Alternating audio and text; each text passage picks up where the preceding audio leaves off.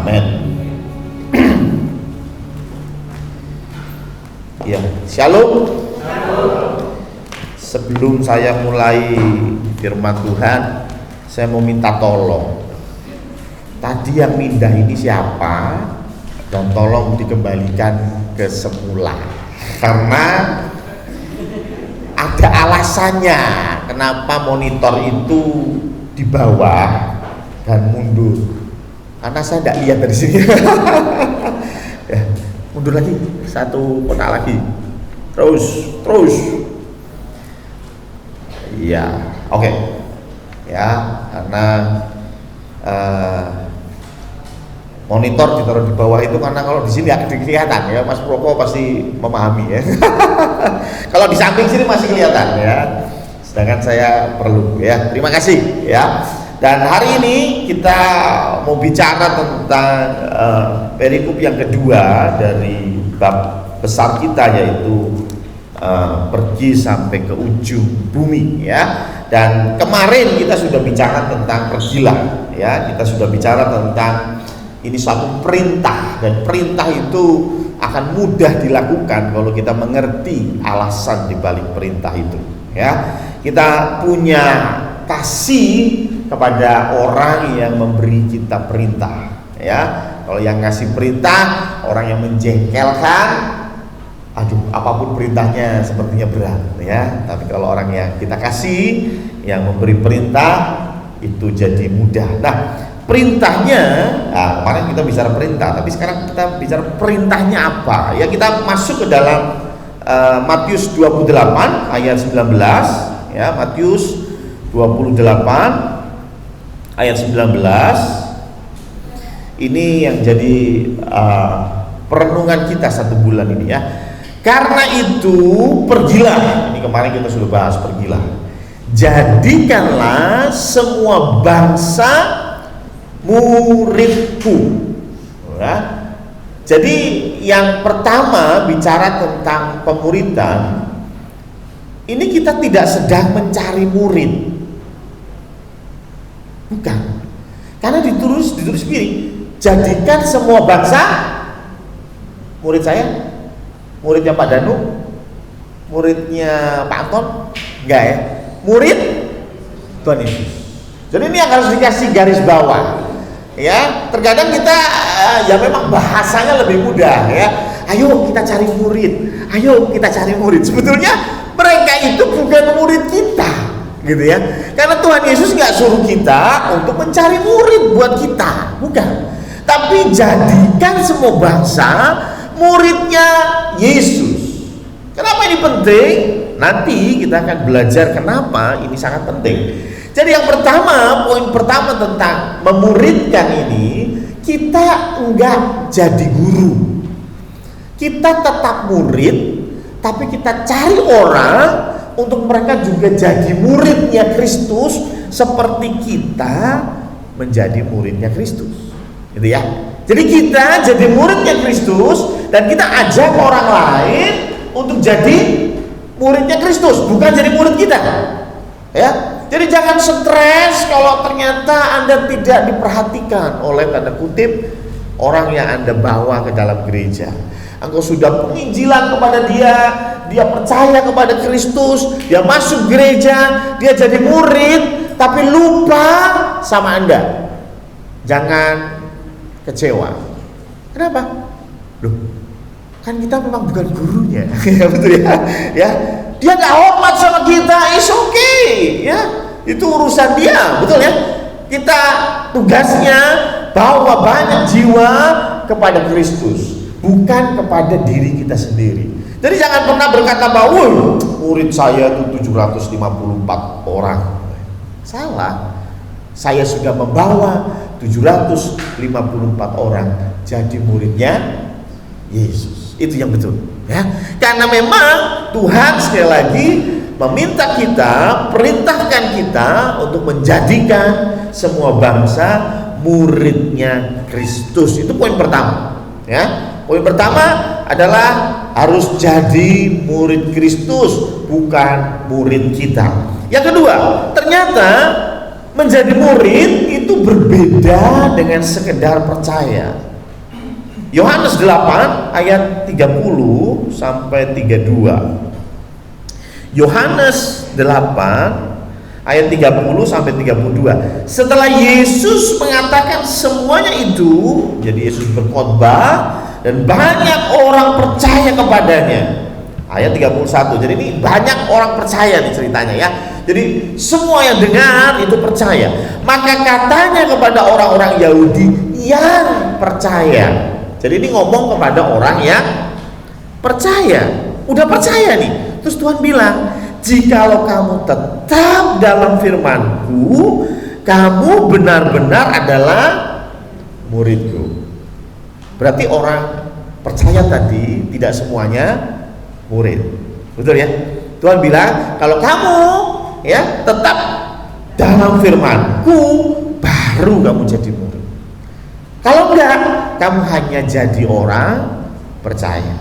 Jadi orang percaya itu tidak buruk. Tidak buruk, it's not bad ya.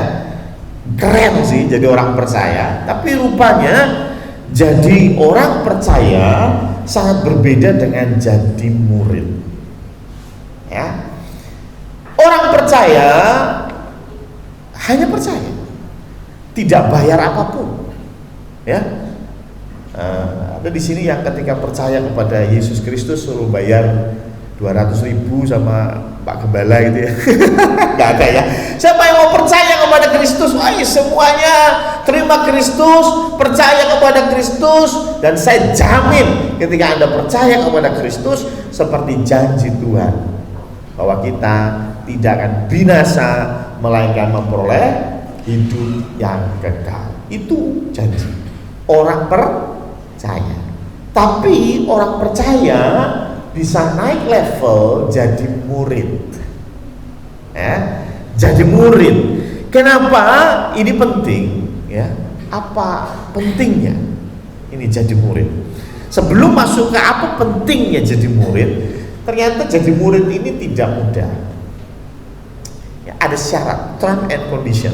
Ya, siapa di sini yang guru? Saya sudah lihat beberapa orang nih guru, mantan guru ya. Dan kita semua tahu menjadi murid ya itu ada komitmen ya.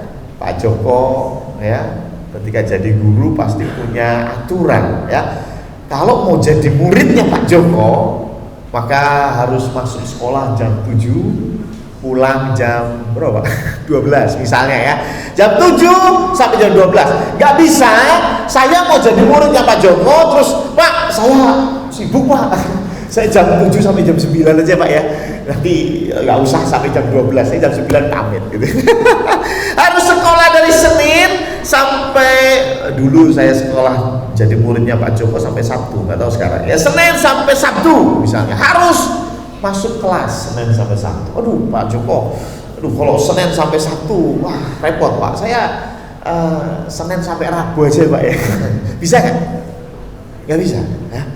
Itu bukan murid itu namanya ya. Itu hanya penggemar Pak Joko. Benar ada penggemar ya. Oh saya sudah dengerin semua pelajarannya Pak Joko. Apakah otomatis jadi murid? Tidak. Ya. Katakanlah Pak Joko ketika mengajar kita rekam di YouTube, kita posting di YouTube ya. Terus kemudian ada orang, Mbak Ana misalnya, saya sudah mendengar penjelasannya Pak Joko ya. Beliau mengajar kelas 6 SD, saya sudah belajar semuanya ya, dari sesi pertama sampai sesi terakhir saya sudah dengarkan semua penjelasannya Pak Joko. Pertanyaan, apakah Mbak Ana otomatis jadi muridnya Pak Joko? Nah, dia hanya penggemar saja ya. Ya, setiap Pak Joko unggah video, dia langsung tonton. Hanya penggemar, tapi bukan murid. Ya, murid harus ada harga yang dibayar. Makanya bahasa Inggrisnya disciple. Bicara disciple itu dari kata disiplin. Ya, jadi murid harus disiplin. Ya, harus bayar harga. Atau saya bisa bilang harus komitmen. Coba kita lihat Matius 16 ayat 24. Matius 16 ayat 24. Bicara begini, lalu Yesus berkata kepada murid-muridnya, setiap orang yang mau mengikut aku, terjemahan lain, setiap orang yang jadi murid aku, ia harus menyangkal dirinya, memikul salibnya, dan mengikut aku. Jadi syaratnya ini jadi murid, ya, bukan bayar SPP, bukan. Itu syarat jadi murid di SD Salomo, ya. Tapi kalau ini enggak, ya, murid Yesus syaratnya apa? Harus menyangkal diri. Apa itu menyangkal diri? Menyangkal diri itu bisa dibilang menghilangkan keegoisan. Apa yang menjadi sentral di dalam hidup kita bukan lagi diri kita sendiri. Ya, saya pernah bilang, ya, saya pernah cerita. Sepertinya ajaran-ajaran di luar sana sepertinya sama baik dengan apa yang diajarkan di dalam kekristenan, apa yang diajarkan oleh Tuhan Yesus. Oh, di seberang sana juga ngajarin kok tidak boleh mencuri, betul ya? Di seberang sana juga ngajarin nggak boleh berzina. Di seberang sana juga ngajarin untuk nggak boleh berbohong. Saya tahu. Coba kalau kita lihat lebih dalam, kenapa mereka tidak mau berbohong? Kenapa mereka tidak mau berzina? Kenapa mereka tidak mau mencuri? Karena nanti masuk neraka. Nanti neraka itu dibakar, jadi sate di neraka. So, kesimpulannya mereka sebetulnya ya tetap memikirkan diri sendiri, betul kan? Saya nggak mau berbuat jahat supaya saya tidak masuk neraka. Saya nggak mau berbuat jahat supaya saya dapat pahala. So, kesimpulannya kembali ke diri sendiri. Ya, ada yang berkata bahwa oh, kalau kamu hidup yang baik di dunia ini, nanti ketika mati kamu akan dilahirkan kembali dan kamu jadi orang yang lebih mulia.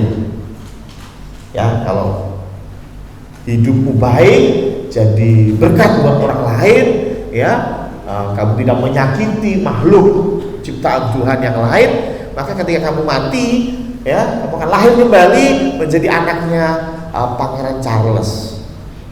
Ini pasti kalau ngomong Pangeran Charles, Mas Firman sudah bilang, ya, Pangeran Charles ki sopo.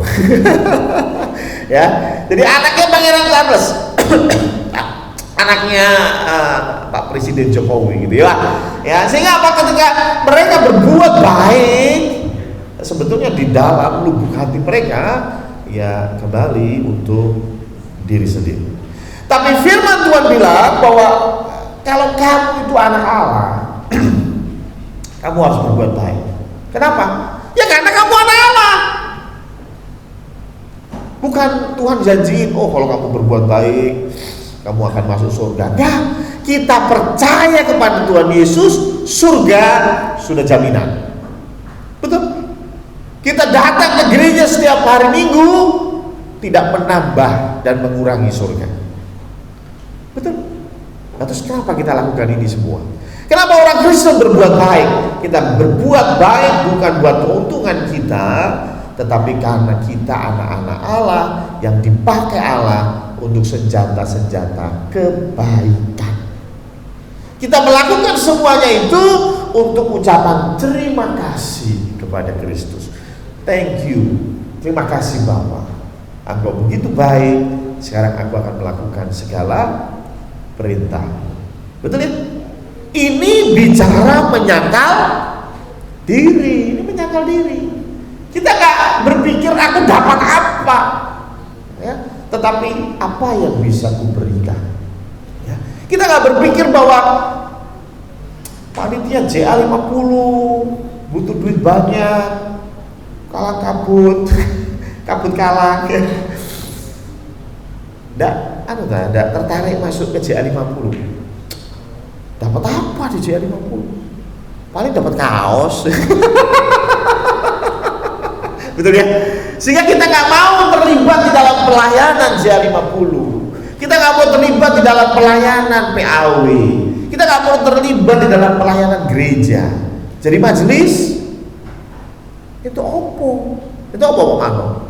Orang itu opo nombok ya. Ya, Pak Danu jadi majelis dapat apa, Pak? Apa? Dapat kopi. Ya, jadi majelis. Ya, waduh, Pak Pendeta pergi 1 bulan. Aduh, ini PIC-nya ya Pak Marno Wanti. Dapat apa? Ucapan terima kasih ya. Dapat ucapan terima kasih. Nah, maksud saya ketika kita bicara tentang menyangkal diri, ini salah satu syarat sebagai murid Kristus. Kita nggak lagi berorientasi kepada diri kita sendiri. Kenapa? Karena diri kita sudah selesai. Di mana? Di kayu salib.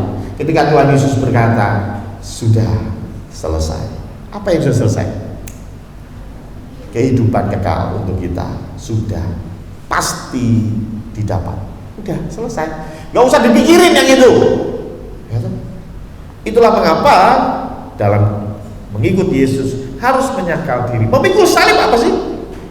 Ada yang bilang memikul salib itu penderitaan.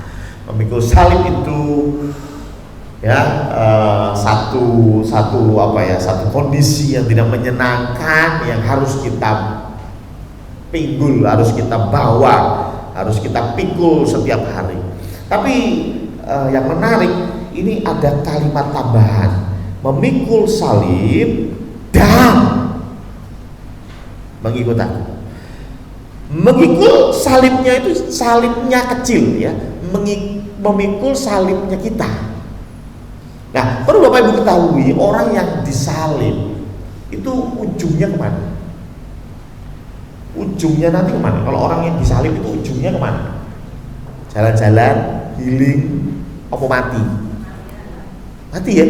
Orang yang memikul salib itu mereka sudah pasti memikirkan ini akhir dari hidup. Betul ya? Ini orang yang memikul salib. Sekarang coba bayangin kalau Anda itu yang memikul salib. Nggak usah memikul salib lah. Kalau sekarang mungkin saya ubah sedikit. Boleh dong, kan saya khotbah ya. Kalau Anda dikasih tahu bahwa Anda dihukum mati dan kematianmu itu besok pagi. Besok pagi Anda akan dihukum mati, ditembak misalnya, ya, seperti Imam Samudra, ya. Seperti sampai kemarin itu Verdi Sambo ya, ya hukum mati ya. Besok itu kamu mati. Menurut Anda hari ini apa sih yang Anda pikirin? Mikirin tokomu laku apa enggak? Enggak. Mikirin kerjaan di kantor? Enggak lah ya. Ngapain besok mati gitu. Besok mati ya. Besok mati ngapain mikirin kerjaan di kantor? Betul ya? Kira-kira apa yang kau pikirkan kalau besok itu kamu mati? Kira-kira kita bayangin aja lah. Kita membayangkan kalau besok mati itu kita mikirin apa? Kira-kira Aldo mikirin enggak? Agustus tuh nanti pernikahannya temanya apa, warna bajunya apa gitu ya, nanti pakainya kebaya atau pakai rok, pakai kira-kira mikir itu nggak? Besok mati ya, kira-kira mikir itu nggak? Mikir? Enggak lah, besok mati ya, ngapain mikirin Agustus itu? Besok itu mati ya. Ya, makanya maksud Tuhan, jangan kamu fokus kepada yang lain, tetapi fokuslah mengikut aku. Itulah mengapa digandeng ya, memikul salibnya dan itu kan harus ya, dalam logika itu ada dan atau. Kalau atau itu boleh milih salah satu gitu ya, tapi kalau dan itu harus dua-duanya. Salah satu tidak ada, tidak baik, tidak boleh. Jadi harus menyangkal dirinya, satu tadi ya, memikul salibnya ini harus digabung dengan mengikut aku. Jadi ketika mikul salib itu rasa mikir sing aneh-aneh, cukup mengikut aku. Nek cuma mikul salib ndak ikut Yesus, ya ngapain? Ya rekoso karepe dewi gitu. Bener ya? Tapi kalau mengikut Kristus tanpa fokus, kamu mikirin, waduh Agustus bagaimana? Oh besok itu gimana? Nggak bisa ikuti Yesus dengan benar, tahu ya? Jadi memikul salib dan mengikut aku artinya ayo kita fokus kepada Kristus. Ketika saya diajar sama Pak Joko, yang kebetulan Pak Joko guru saya, kalau Pak Joko menjelaskan sesuatu dan saya nggak fokus, pasti dimarahin, betul ya? Ya, nggak fokus tuh bisa macam-macam, ya. Dijelasin Pak Joko, saya ngobrol sama sebelah, itu nggak fokus ya. Kira-kira Pak Joko marah nggak? Oh enggak, paling ngelempar penghapusnya dari kayu. Ya, zaman sekarang udah tenang, udah mudah. Kalau zaman dulu enggak ya Pak Joko ya. Pak Joko dulu kok penggaris dari kayu, kok ya kamu muter-muter ya. Ya nggak fokus, utuh ya kan. Zaman dulu ya. Maksudnya apa? Kalau kita mau jadi murid, ya yang serius. Ya, jadi murid itu bukan part time, tapi full time. Ya, nggak bisa separuh-separuh, harus fokus, harus memikul salib, jangan pikirin yang lain. Wah, kalau jadi murid begitu sulitnya, jadi murid begitu banyak yang harus dibayar. Pertanyaannya, udah deh, saya jadi orang percaya saja deh. Saya nggak mau jadi murid, loh, bener ya? Jadi orang percaya saja, karena kan orang percaya pasti jaminannya hidup yang kekal. Amin, amin. Aku percaya Tuhan bilang aku akan hidup yang kekal. Titik. Lah orang sebelahnya Yesus Kristus yang disalib itu loh, sudah sempat jadi murid belum? Tuhan bilang apa? Hari ini juga engkau bersama-sama dengan aku di Firdaus. Belum sempat jadi murid, belum daftar aja belum. Ini daftar aja belum, ini belum ya. Baru jadi orang percaya, tapi langsung selamat. Mungkin kita berpikir, oh kalau begitu kayaknya saya milih jadi orang percaya aja deh Pak Pendeta, saya nggak mau jadi murid. Kayaknya terlalu berat ya, harus pikul salib, harus menyangkal diri gitu ya. Waduh, berat sekali. Saya akan kasih tahu apa keuntungan kita menjadi murid. Ya.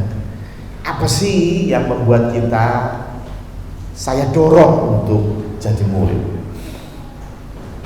Murid itu bicara tentang belajar, betul ya? Murid itu tugasnya belajar, ya, belajar. Murid itu tugasnya belajar. Makanya Tuhan kasih tanda kutip istilah murid, karena murid itu belajar. Dan hidup itu bicara tentang pembelajaran, betul kan? Ada banyak orang yang hidupnya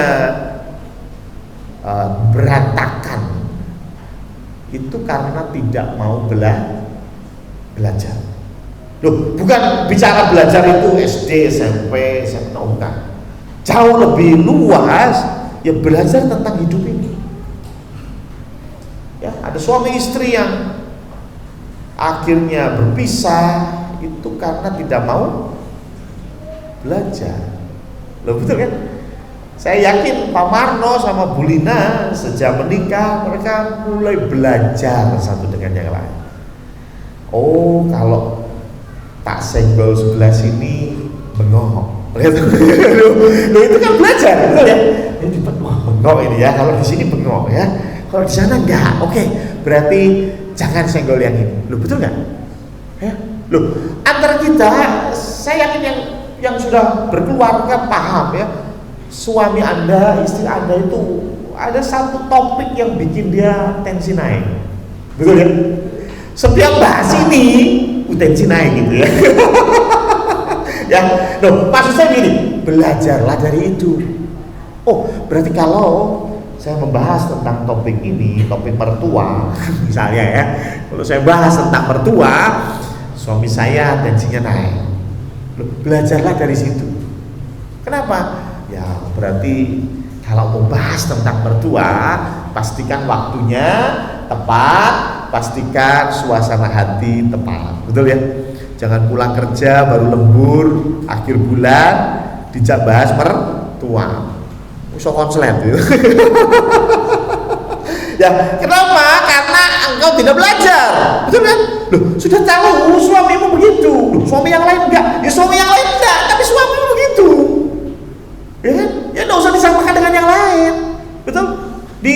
aktivitas kita. Ya, mungkin di antara kita sudah mulai membaca, oh Pak Majelis yang satu ini begini, Pak Majelis yang satu ini begini. Lu belajarlah dari itu, betul ya? Sehingga anak-anak remaja itu, oh kalau mau minta dana support, oh, itu jangan ke Pak Danu. Ya, ditakoni macam-macam gitu. Wah, reng-rengan biayanya itu. Wah, ini untuk apa saja itu nanti dicek semua sama Pak Danu. Enak Bu Harti. Ya, kalau Bu Harti itu langsung wah ACC gitu. Wah, ya itu belajar. Betul? Loh, ini proses belajar toh? Dan dalam hidup ini bukankah kita belajar? Ya? Nah, karena itu kalau engkau mau melalui hidup ini dengan smooth, dengan mulus, dengan nyaman, ya belajar. Jadi apa? Jadi murid. Betul ya?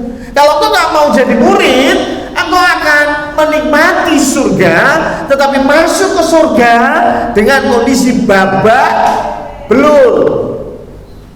Betul ya? Firman Tuhan bilang ada yang diuji, dan kalau diuji dan ketika diuji dia gagal diuji, ya dia akan masuk tetap di dalam kerajaan surga, tetapi dengan kondisi gak karuan, dengan kondisi yang hangus terbakar. Masuk surga sih, tapi rada ireng sidik gitu ya. Karena tidak tahan uji. Betul? Murid pasti diuji. Ya, semua kita akan diuji oleh hidup ini. Pertanyaannya, apakah kau belajar? Nia dan Slamet yang minggu depan akan melangsungkan pernikahan, kalian pun harus belajar. Keluarga besarnya Nia bagaimana, Slamet harus belajar. Keluarga besarnya Slamet bagaimana, Nia harus belajar. Betul ya? Orang yang sukses bukan orang yang gak pernah gagal. Orang yang sukses adalah orang yang belajar dari kegagalan. Elon Musk itu, Mas Elon ya, Elon Musk itu dia membuat satu proyek namanya SpaceX ya, dan itu pesawat luar angkasa yang bisa dipakai ulang ya. Jadi selama ini pesawat ulang-alik itu memang tidak bisa semuanya dipakai lagi, tapi Elon Musk membuat satu pesawat, satu roket yang bisa terbang biasa ya. Pernah lihat roket meluncur? Nah, Elon Musk dibalik, gimana nih roket bisa mendarat? Ya. Dan ketika dia desain dan satu uji coba hanya bertahan berapa menit, dan roket itu meledak hancur berantakan. Tapi Elon Musk bersyukur. Kenapa? Dari kegagalan itu timnya bisa belajar banyak hal. Betul? Ya, loh, itu bicara tentang jadi murid. Ayo kita belajar. Selama kita nggak mau belajar, nggak heran hidup kita berantakan. Ya, keuangan kita berantakan. Kenapa? Tidak mau belajar. Sudah pernah kejeglok di kartu kredit? Ya, saya nggak tahu ya. Yang punya kartu kredit ya. Kartu kredit itu kalau bayar minimum tagihan, minimum bilnya bisa, ya. Tapi kena bunga, betul ya? Dan banyak anak muda yang sudah pegang kartu kredit, ya. Kemarin itu Pak Gun ya bersaksi ya, seputar kartu kredit. Pak Gun punya 2 kartu kredit. Wah, kalah sama Steven. Ya. Steven punya kartu KTP, punya kartu SIM, ya banyak dia punya ya. Pak Gun kalah ya. Jadi kartu kredit juga ada banyak anak muda yang kejeglong di situ. Ya, oh, belanja pakai kartu kredit, begitu tagihan keluar 15 juta. Oh tenang, bisa bayar minimum 1,5 juta. Ya biasanya minimumnya 10% ya, 1,5 juta. Oh bayar aja 1,5 juta.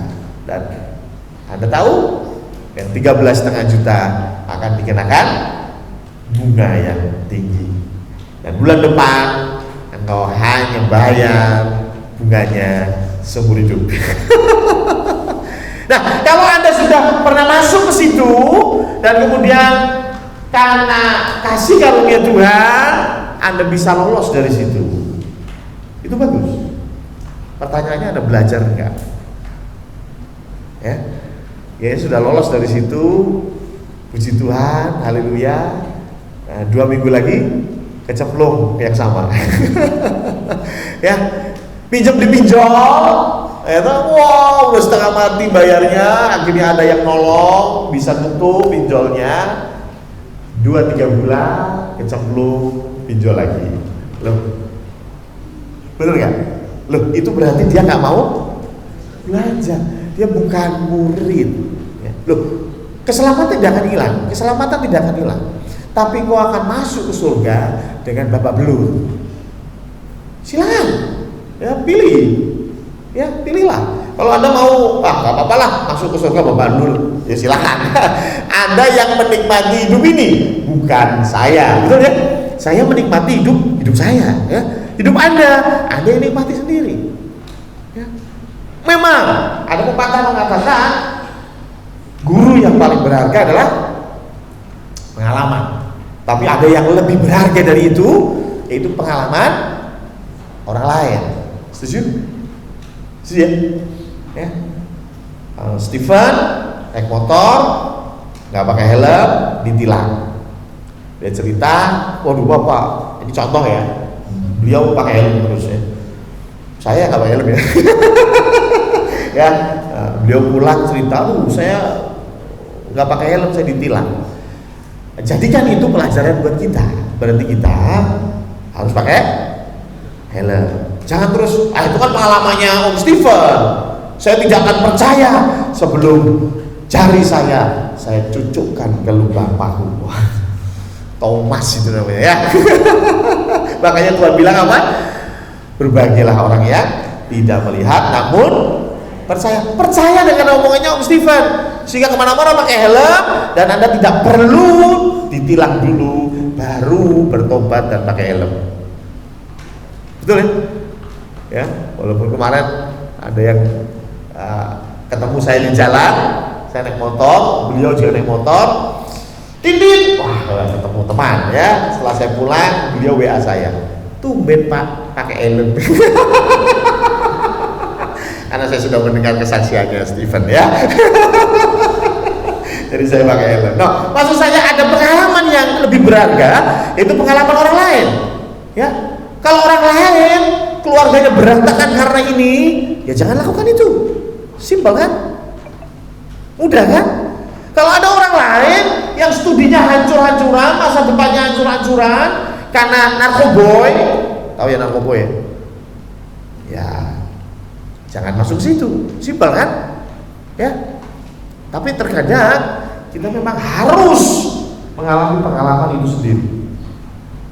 Makanya ini saya pernah diskusi dengan beberapa teman ya, tapi ini saya sampaikan di sini sebagai wacana saja ya, sebagai wacana ya. Di dalam konteks pemuridan itu selalu kita dipikirkan apa? Semudah mungkin, sedari kecil kita muridkan. Umur 5 tahun kita muridkan, umur 2 tahun kita muridkan, gitu ya, bener gak ya? Loh, jujur sebagai orang tua kita pasti pengen anak kita tidak perlu masuk di dalam jurang dulu baru selamat, betul ya? Kita nggak mau anak kita kejeblok dulu, anak kita jatuh dulu, anak kita patah tulang dulu, baru anak kita bertobat. Makanya anak muda atau anak kecil mulai dari umur sekecil mungkin sudah dimuridkan. Saya pikir itu bagus ya. Program gereja pun seperti itu, makanya ada moji, betul ya, dan banyak lagi yang lain yang bicara tentang anak muda mulai dimuridkan. Tapi kalau lihat firman Tuhan agak berbeda ya, firman Tuhan agak berbeda. Muridnya Tuhan Yesus itu anak kecil atau anak muda atau orang tua? Orang dewasa ya. Petrus itu sudah bekerja, berarti kan usianya sudah lumayan. Bahkan Petrus sudah punya mertua, betul ya? Petrus itu punya mertua Mertuanya pernah disembuhkan Tuhan Yesus. Berarti Petrus sudah punya istri, sudah punya mertua kok, ya? Nggak tahu sudah punya anak atau belum. Tapi intinya pasti usia sekitar 30 tahun, estimasi ya. Dan itu yang dipilih Tuhan Yesus. Bukan anak-anak muda seumuran Mochi yang umur 15 tahun, oh kamu jadi muridnya Tuhan Yesus. No, Tuhan memilih yang umur 30, yang umur 40, yang paling muda Yohanes. Ya, saya pikir kenapa ya oh Tuhan memilih ini. Ada satu ayat di firman Tuhan berkata begini, kasih karunia Tuhan akan berlimpah-limpah ketika pelanggaran juga berlimpah-limpah. Saya ulang ya, kasih karunia Tuhan akan berlimpah-limpah ketika ada pelanggaran yang berlimpah-limpah. Kita tidak akan bisa menghargai sebuah pengampunan kalau kita tidak merasakan dampak dari kesalahan. Kita nggak akan bisa menikmati kemewahan kalau kita nggak pernah menikmati kekurangan, betul nggak? Ya, dari kecil udah kaya, dari kecil tumpahin mobil, dari kecil sama supire. Ketika dia dihadapkan dengan mobil yang bagus, ada supirnya, dia akan bilang, it's normal for me.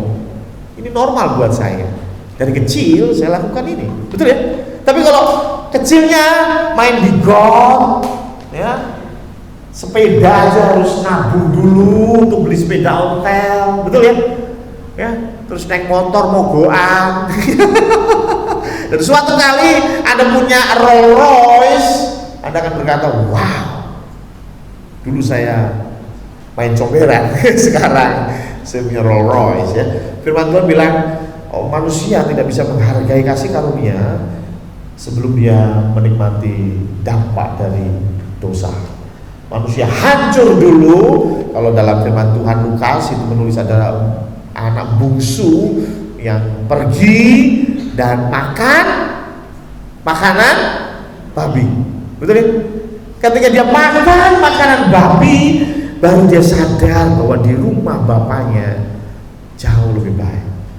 Tapi dia nggak akan pernah menikmati dan bersyukur tentang rumah bapaknya sebelum dia makan makanan babi. Loh, sebelum makan makanan babi kan dia sudah di rumah bapaknya toh, sudah menikmati toh di rumah bapaknya sudah. Tapi dia tidak bersyukur. Kenapa? Ya dari kecil begitu.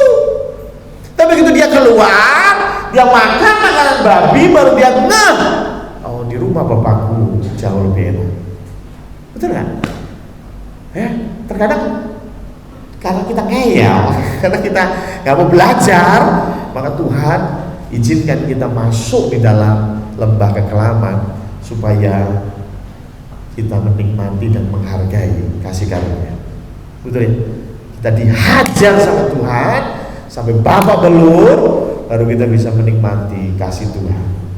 Tapi kalau dari kecil ke Siti, aduh, ya, aduh, semuanya leks. Sepertinya kita sulit untuk menghargai kasih karunia Tuhan. Ya. Nah, karena itu Tuhan mau kita menyangkal diri, kita mengosongkan diri, dan ini pas dengan apa yang firman Tuhan dan Tuhan Yesus sudah lakukan. Filipi 2 ayat 5-8 berkata bahwa Tuhan Yesus Allah sendiri yang punya segalanya. Betul ya? Allah itu kan punya segalanya. Allah yang menciptakan langit dan bumi, tapi Yesus Kristus dia mengosongkan dirinya dan mengambil rupa seperti manusia, mengambil rupa manusia. Dan gak sampai di situ, ketika dia jadi manusia, dia taat sampai mati. Untuk siapa? Untuk dia sendiri? No. Itu buat Anda dan buat saya. Betul ya? Itu konsep mengosongkan diri, konsep menyangkal diri. Ya, kita nggak lagi berpikir tentang apa yang saya dapatkan, tetapi kita berpikir apa yang bisa saya berikan. Ya. Dan itulah mengapa murid harus mencerminkan gurunya. Ya. Saya punya banyak murid dulu ya, waktu saya ngelesin yang punya banyak murid, dan setiap murid dalam menyelesaikan soal, kebetulan biasanya matematika ya, menyelesaikan soal itu kan matematika itu ada banyak cara ya, 2 tambah 2 itu menyelesaikannya ada banyak cara ya, dulu apa ada porogapit ya Pak Joko ya, istilah-istilah yang lain lah, pokoknya setiap ada metodenya. Dan biasanya guru anak ini pakai metode apa, maka muridnya pasti pakai metode yang sama ya kan? Ketika saya ajarin metode lain, wah nggak boleh Pak Pendeta, bukannya Mas Yoyo guru ya, nggak boleh Mas Yoyo, ini guru saya ngajarinya begini, hasilnya sama, bahkan menurut saya lebih mudah. Tapi buat murid, guru saya ngajarkannya cara begini, maka dia harus menguasai yang cara begini. Jadi murid harus mencerminkan gurunya. Betul. Kalau guru kita Yesus mau mengosongkan dirinya, mau menghilangkan kealahannya, semua yang mulia dia tinggalkan, mau demi kita, masakah kita tidak mau menyangkal diri, mengosongkan diri? Sehingga ketika kita menjadi murid, kita belajar, maka kita akan lebih dari pemenang. Roma 8 ayat 37. Kita akan lebih dari pemenang. Apa sih lebih dari pemenang? Ada satu video, cuman waktu itu saya lihatnya di TikTok ya. Bukan TikTok apa ya, Reel atau apalah pokoknya yang sebentar itu ya. Sehingga saya juga susah untuk save-nya, saya belum bisa ya. Jadi saya mau download juga bingung ya, di mana videonya saya lupa. Tapi video ini menarik. Video ini mengisahkan begini. Saya kasih contoh ya, yang real saja, yang real saja. Di sini ada yang bawa anak. Siapa tuh, saya nggak pakai kacamata ya. Ini kacamatanya ya. Contohnya Pak Chandra ya. Pak Chandra dengan Yose ya. Kemudian Pak Chandra ini adu panco dengan Aldo. Ya, ada pertandingan panco, tahu ya? Ya, dengan Aldo versus Pak Chandra. Dan di situ ada Jose yang sedang memperhatikan. Ketika panco dimulai, ternyata Aldo ini badannya ya, ternyata beda tipis sama saya lah ya. Nah, ketika Aldo ini main panco gitu, Pak Chandra ini sudah setengah mati, ini nggak gerak-gerak ya. Bahkan Aldo sudah mulai menang. Aldo sudah mulai menang. Ketika Aldo sudah mulai menang, Aldo melihat wajah Yose. Wajah Yose sangat berharap ayahnya menang. Ya dong, ya kan? Wajah Yose berharap ayahnya menang, dan dia sedang kritis karena melihat ayahnya sebentar lagi kalah. Aduh, Yose wajahnya langsung berubah. Dan ketika Aldo melihat wajah Yose, Aldo mulai mengendurkan tenaganya dan membiarkan Pak Chandra menang, dan Yose bersorak karena ayahnya menang. Cuplikan video itu buat saya kira inilah lebih dari pemenang. Si Aldo lebih dari pemenang. Yang menang siapa? Pak Chandra. Setuju ya? Yang menang Pak Chandra. Aldo mengalah. Tetapi dia mengalah supaya dia bisa melihat senyum Yose ketika melihat ayahnya menang. Ngerti ya? Jadi bukan bicara yang penting aku menang, orang lain terinjak oleh kemenanganku, aku gak peduli. Bukan begitu. Kalau Anda seperti itu, Anda hanya jadi seorang pemenang. Tetapi firman Tuhan mau kita lebih dari pemenang. Apa itu? Yaitu kalau Anda bisa memberkati orang lain, berkati Yose, apalah artinya sebuah kemenangan? Betul? Menjadi berkat itu jauh lebih penting. Dan itu seturun dengan apa yang guru kita ajarkan. Betul ya? Ketika Tuhan Yesus di kayu salib, apa sih hinaan yang keluar dari orang Yahudi dan orang Romawi? Kalau engkau anak Allah, selamatkanlah dirimu. Lu kamu aja telanjang di kayu salib, sekarat, betul kan? Udah nggak usah mikirin nyelamatin kita, lu selamatin diri lu sendiri, betul ya? Tapi Yesus tahu kalau dia tidak selesaikan ini. Kalau dia berkata, udah capek, ya udah capek, saya nggak mau mati di kayu salib, bisa nggak? Saya yakin bisa. Tetapi dia tidak lakukan itu karena dia tahu kalau dia lakukan itu dia akan menang. Tapi dia tidak lebih dari pemenang. Dia mau korbankan nyawa supaya kita menang. Nanti dalam mengapa Yesus lebih dari pemenang. Dan dia mau murid-muridnya, yaitu kita semua, lebih dari pemenang. Karena itu satu ayat terakhir, 2 Timotius 2 ayat yang kedua. 2 Timotius 2 ayat yang kedua berbicara tentang penginjilan, berbicara tentang kabar baik. Apa yang telah engkau dengar daripadaku di depan banyak saksi, percayakanlah itu kepada orang-orang yang dapat dipercayai, yang juga cakap mengajar orang lain. Kabar sukacita, kabar Injil jangan dinikmati sendiri. Ketika kita sudah dapat iman itu, kita sudah dapat penebusan itu, pass on, kasih, salurkan kepada yang lain supaya banyak orang menjadi berkat. Jangan egois, karena kita lebih dari pemenang. Amin. Mari kita tutup di dalam doa. Ya, shalom, selamat pagi Bapak Ibu yang dikasihi Tuhan. Ya, saya mau mengundang untuk kita bisa menyimak bersama untuk warta gereja yang sudah di-share juga di grup WA. Bapak Ibu yang sudah melihat dan membaca bisa ikut menyimak kembali. Untuk Bapak Ibu yang belum tahu untuk tugas pelayanan sepekan ke depan, untuk nanti sore ada ibadah kedua di jam 5 sore dengan pujian Ibu Jovan, Saudari Peter dan Saudari Eli, dan juga untuk petugas musik Saudara Ronald, Saudara Ino, Saudari Laura, dan Saudara Vidi. Untuk petugas yang lain nanti bisa disimak bersama di warta jemaat dengan penyampaian firman Tuhan masih dengan Bapak Pendeta Samuel Priyotomo. Kemudian untuk di minggu yang ke depan, Bapak Ibu, untuk ibadah pertama di tanggal 18 Juni pukul 6.30 pagi, asar akan dilayani oleh Bapak Ibu Joko Mulyono, kemudian majelis pendamping Diaken Suharti dengan pujian Saudari Ima, Clarissa, dan Bernike.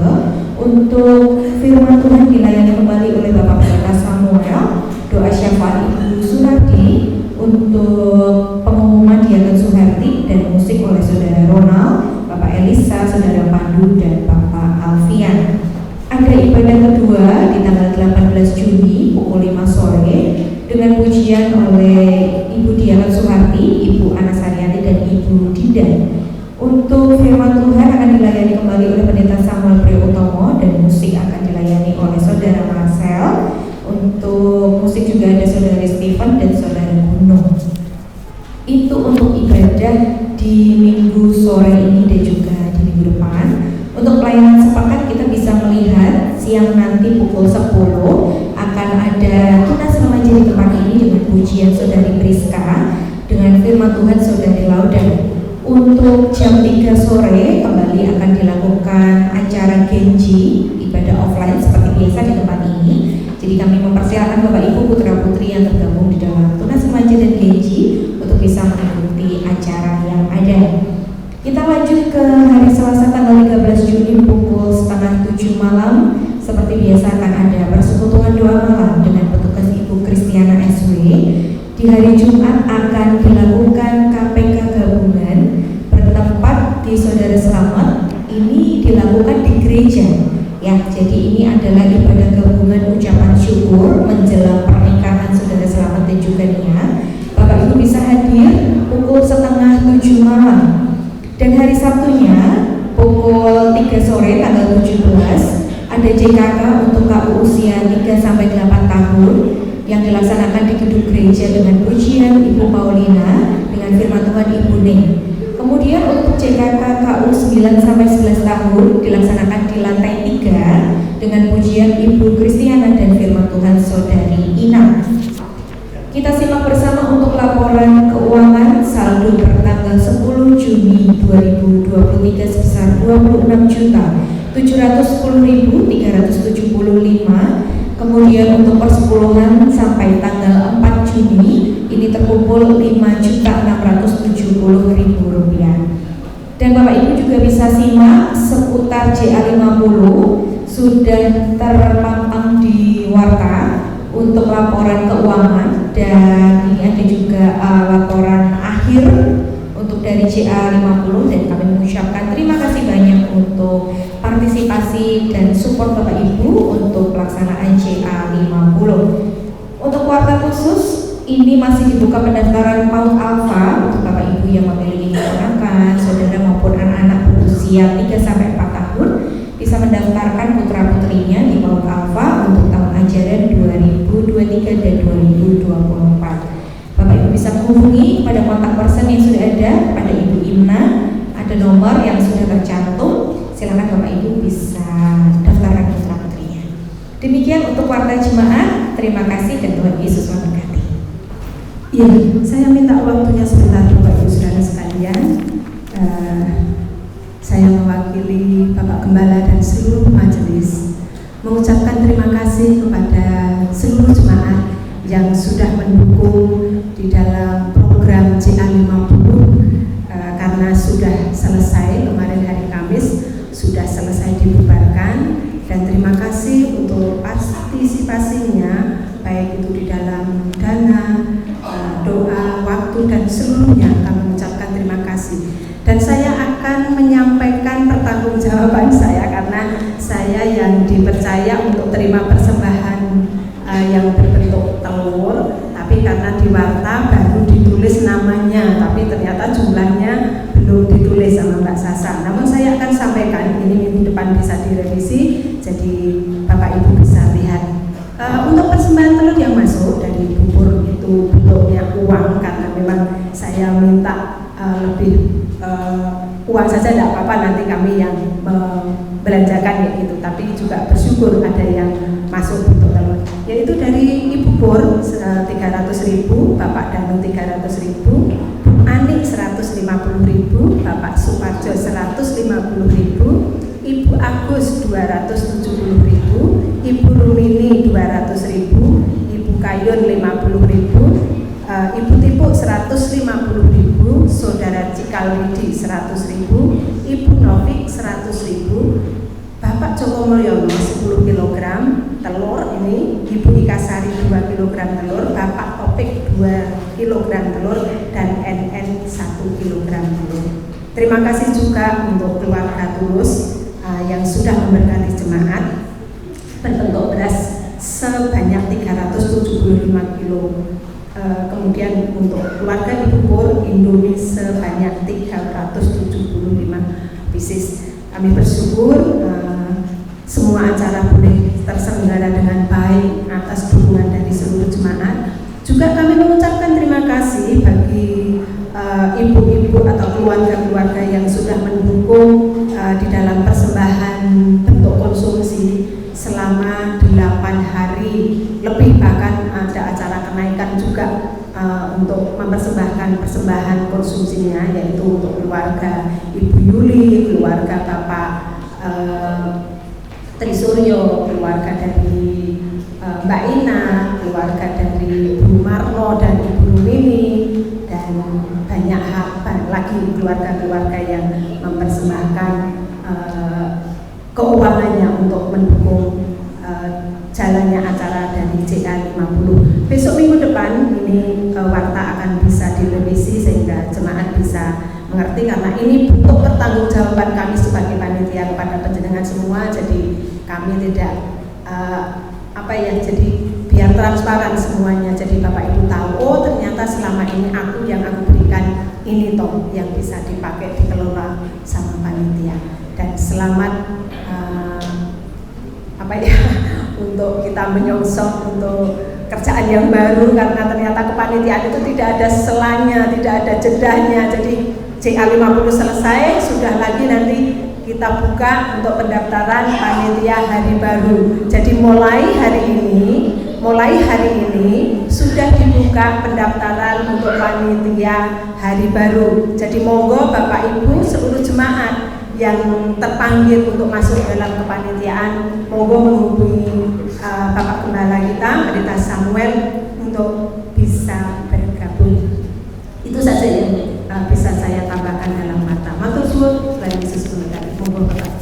Ya, terima kasih untuk Bu Ati. Sekali lagi menekankan untuk pembukaan pendaftaran panitia hari baru, ya, mulai dari HUT RI sampai tahun baru, makanya namanya hari baru, ya. Session keempat ini ya, hari barunya session keempat juga. Wah, kayak drama ya. Ada session pertama sampai keempat, ya. Jadi yang mau daftar bisa langsung japri ke saya, nomor saya di Warta ada, ya. Kalau sampai enggak tahu nomor saya ya lucu ya, musuh nggak tahu nomor saya ya. Silahkan langsung japri, pemerintah saya langsung tak masukin grup, ya. Grupnya sudah jadi, sudah ada orangnya juga di dalam grup, ya, luar biasa kan saya. Ada orang lain yang sudah daftar ke saya, ya, beberapa orang sudah langsung saya masukkan ke grup, ya. Jadi saya persilahkan yang mau melayani di panitia hari baru. Saya kira itu untuk penekanannya. Kita akan tutup di dalam doa. Saya undang tim pujian dan kita semua untuk bangkit berdiri, kita akan masuk di dalam doa.